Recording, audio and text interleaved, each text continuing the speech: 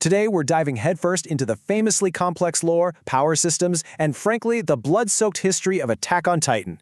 If you've ever felt totally overwhelmed by the sheer scale of the world building in this universe, hey, you're in the right place. We've actually curated the best info out there, heavily featuring images and structural breakdowns inspired directly by the incredible Attack on Titan wiki, just to make all of this way more digestible. We're going to peel this universe back layer by layer, moving from the monstrous threats right on the surface all the way down to the tragic origins and the literal science of how they work. Okay, so let's jump right into this chilling reality. You know the mindless beasts we meet at the very start of the series? They hunt purely on instinct, not for sustenance. In fact, Titans literally don't even possess a digestive tract that requires food to survive. They're these virtually immortal beings that just wander the earth with one terrifying, seemingly inexplicable drive, and that is to consume humanity. So to make sense of all this madness, here's our roadmap for today. We'll start with the Titan taxonomy, then the 9 Titan shifters, followed by the founding Titan. From there, we'll get into Ymir and the curse, and finally, the actual mechanics of a transformation. All right, let's kick things off with Section 1, the Titan taxonomy, distinguishing the monsters. We really need to start with the immediate threat humanity faces outside those walls, and look at exactly how these creatures are classified. You've got to notice the stark difference between these threats. Over here we have the pure Titans. These are basically your standard, terrifying grunts. They act on basic, chaotic programming, kind of just wandering aimlessly until they spot a human. But then we have the abnormal Titans. These guys are complete wild cards. Abnormals show these terrifying flashes of strategy. They might completely ignore a single scout right in front of them just to sprint toward a larger cluster of civilians. Some even show glimpses of past memories or the ability to utter human words. It's just a haunting reminder of what they used to be. Now, the really crucial point here is that despite their inability to feel pain, the fact that they don't need to eat, and their crazy ability to regenerate blown-off limbs in seconds, they do have one fatal design flaw.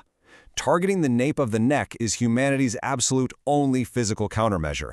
Severing this very specific section of flesh bypasses their near immortality completely. But why the nape? Keep that in the back of your mind for now, because we are definitely going to answer that later.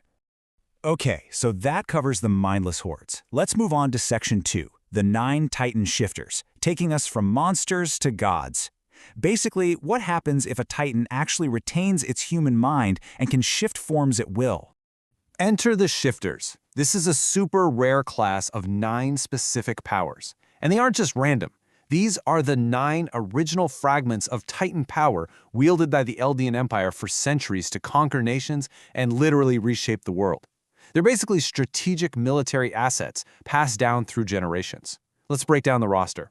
What's truly fascinating here is how these specific Titans act as the ultimate military utility vehicles. We call these for the heavy hitters. The Colossal Titan isn't just massive, its actual transformation acts like a nuclear bomb, and it emits this scorching steam to literally melt anyone trying to reach its nape. The Armored Titan is your quintessential tank, just breaching walls like it's nothing. Then you have the Jaw Titan, which sacrifices size for unmatched agility and a bite that can crush almost anything. And the Car Titan? Yeah, it might look a bit strange, but its extreme endurance allows it to stay in Titan form for months, literally carrying massive artillery cannons right on its back. Next up, we have the Versatile Warriors. These Titans rely on some incredibly unique tricks. The female Titan is highly adaptable, showing off martial arts prowess and a scream that actually summons hordes of pure Titans directly to her location. The Beast Titan is a total anomaly, usually this ape-like powerhouse acting as terrifying artillery, just hurling crushed boulders like grape shot. The Warhammer Titan completely controls the battlefield by forging literal weaponry. We're talking spikes, hammers, crossbows, all out of hardened Titan flesh. And then, of course, there's the Attack Titan, our protagonist Aaron's Titan. It fights relentlessly for freedom, but its real, hidden power is the ability to transcend time by inheriting the memories of its future inheritors. Mind-bending stuff, right? Now, you probably noticed I only listed 8 shifters just then. Well, that brings us to Section 3, the Founding Titan, the literal mother of all Titans. This right here is the absolute pinnacle of the Titan hierarchy. The Founding Titan possesses an ability known as the Coordinate, which is quite literally the intersection point of all Eldians. Look, whoever holds the Coordinate effectively holds the fate of the entire world. They can command armies of pure Titans with just a scream. And even more terrifyingly, they can telepathically erase or alter the memories of an entire race. I mean, this is exactly how the king wiped the memories of the people inside the walls, making them forget the outside world even existed in the first place. However, there is a massive catch to all this. This godlike power is basically locked behind a genetic paywall. To activate the coordinate, the wielder absolutely must possess royal blood, meaning they have to be a direct descendant of the royal Fritz family. If an average person inherits the founding titan, it's essentially like having a locked smartphone. You know, they've got the hardware in their hands, but they simply do not have the passcode to actually unlock it. So, to understand why these bizarre, rigid rules even exist, like why there are exactly 9, or why royal blood matters so much, we have to look at our next section. Let's explore Ymir and the Curse, the deeply tragic origins of this entire universe. For this, we really have to travel back 2,000 years. See, Ymir Fritz wasn't a god at all. She was an enslaved, terrified little girl being hunted for sport. She ended up falling into the chasm of a giant tree and merged with this mysterious spine-like creature, making her the very first titan. But tragically, instead of freeing herself, her slave mentality kept her bound to the cruel King Fritz. She destroyed his enemies, bore his children, and built his empire. Then, exactly 13 years after gaining her power, she threw herself in front of an assassin's spear just to save the king. To preserve her power, the king actually forced their daughters to consume Ymir's remains. And over time, that single massive power fractured into the 9 titans we just talked about. Because Ymir died exactly 13 years after gaining her powers, that specific number became a cosmic law known as the Curse of Ymir. It's basically an absolute death sentence. No matter how strong, how smart, or how vital a titan shifter is to their people, they will succumb to rapid aging and die exactly 13 years after inheriting their titan. There are literally no exceptions. Now just think about the grim military logistics of a rule like that.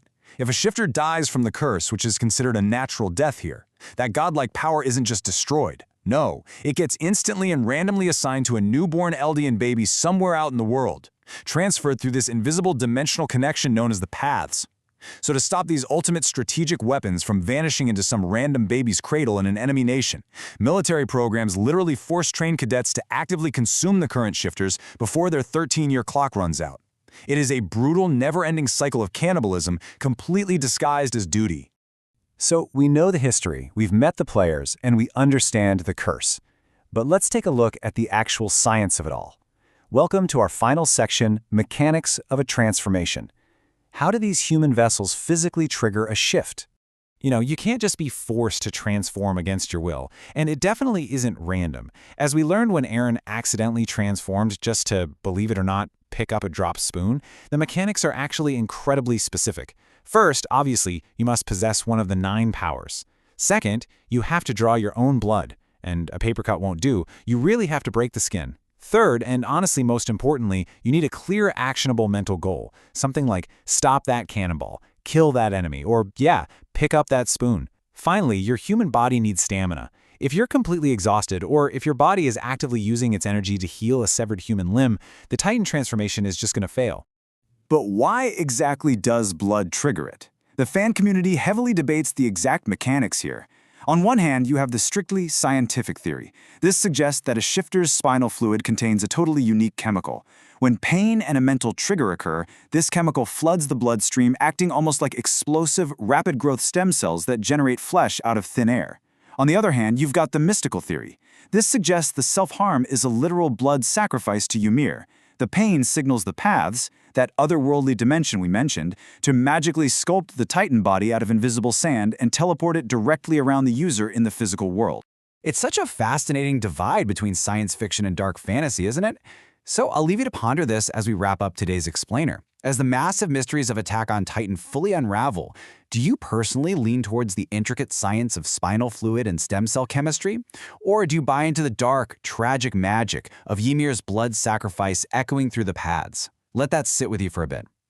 Thanks so much for joining me on this deep dive, and